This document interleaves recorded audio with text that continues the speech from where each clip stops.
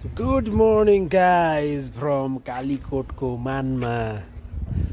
अहिले चाहिँ बिहानको 8:30 भइसकेको छ। मस्त सुत्यो रातभरि, पानी पर्यो आज।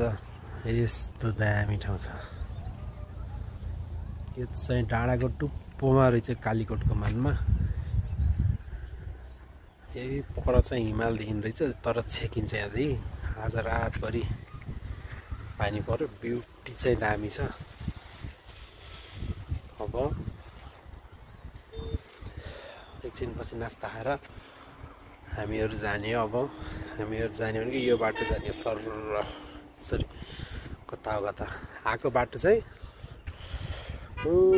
त्यहाँबाट यस्तरी तल झरेर यस्तो कता यताबाट यसरी आइयो हामीहरू।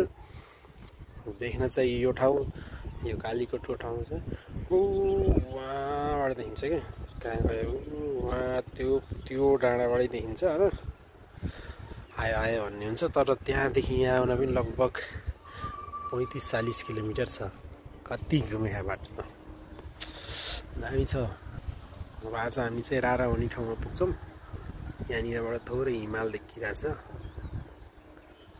हिउँ परेछ क्या आज, पानी परेर मान्छेहरू हिँडिया नै त्यहाँ त हिँडै रहेछन्।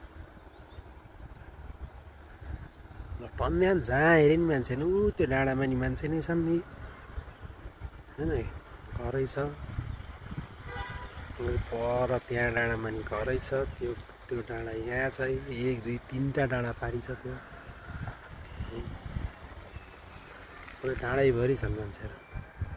बस्ती चाहिँ यही मात्र बाक्लो छ, अन्त पातला छ। It is Karnali province.